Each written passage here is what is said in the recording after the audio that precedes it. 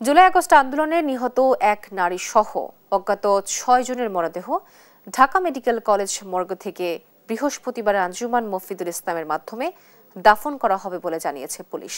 আন্দোলনের সময় পল্টন এলাকা থেকে একজনের, যাত্রাবাড়ি থানা এলাকা থেকে ৩ জনের ও ডামেক হাসপাতাল থেকে এক নারী সহ ২ জনের মরদেহ উদ্ধার করা হয়।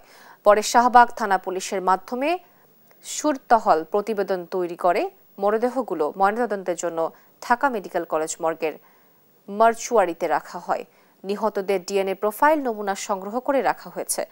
এই ৬ মৃতদেহ আঞ্জুমান মফিদুল ইসলামের মাধ্যমে জুরাইন কবরস্থানে দাফন হবে।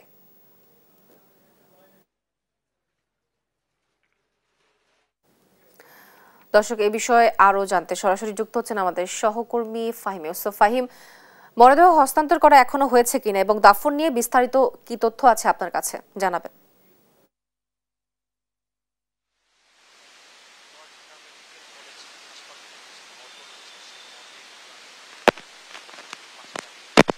এখানকার যে সার্বিক পরিস্থিতি আমি যদি আপনাকে একটু জানিয়ে রাখতে চাই, কিছুক্ষণ আগেই মর্গ থেকে যে ৬ জনের লাশ, তাদের লাশ কিন্তু বের করে ইতোমধ্যেই ভিতরে নেওয়া হয়েছে। সেখানে কিন্তু তারা যে পুলিশি যে কার্যক্রম, প্রশাসনিক সে কার্যক্রম শেষে এখান থেকে বের করে আঞ্জুমান মফিদুলের সাহায্যে কিন্তু জুরাইন কবরস্থানে তাকে দাফন করা হবে।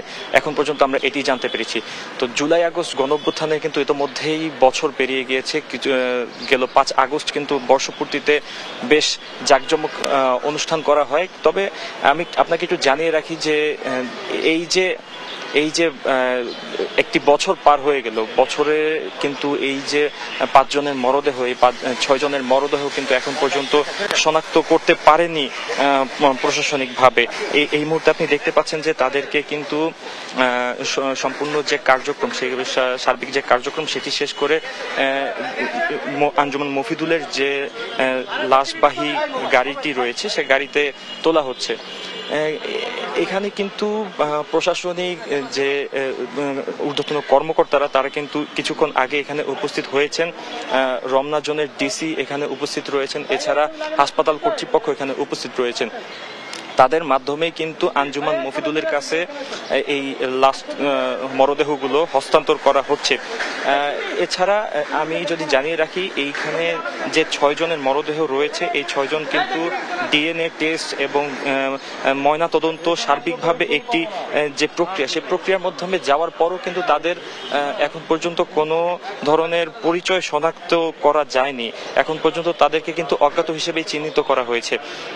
আমি বলে রাখতে চাই যে একটি বছরে কিন্তু বেশ কয়েকবার সরকারের পক্ষ থেকে বলা হচ্ছিল যে এরকম যে কয়টি অজ্ঞাত মরদেহ রয়েছে তাদের যে পরিচয়, সেই পরিচয় শনাক্তের কার্যক্রম কিন্তু তারা চালাচ্ছিলেন এবং এখন পর্যন্ত কিন্তু তাদের কোনো স্বজন বা তাদের যে কোনো ধরনের পরিচয়, সেই পরিচয় কিন্তু এখন পর্যন্ত তারা ব্যর্থ হয়েছেন বের করতে। এর ফলে কিন্তু আজ যে এক বছর পর তাদেরকে দাফন করা হবে। এর আগে কিন্তু তাদের যে দাফন কার্যক্রমের আগে যে গায়েবানা জানাজা, সেই কার্যক্রম কিন্তু বেশ আগেই শেষ হয়েছে, সম্পন্ন হয়েছিল। তো যে প্রশাসনিক যে কার্যক্রম, এই যে পুরো প্রসেসটি সম্পন্ন করতে কিন্তু বেশ কিছু সময় লেগেছিল এবং এক ধরনের সিদ্ধান্তহীনতার পর কিন্তু আজ অবশেষে কিন্তু তাদেরকে দাফন করার যে উদ্যোগ, সেই উদ্যোগটি গ্রহণ করা হয়।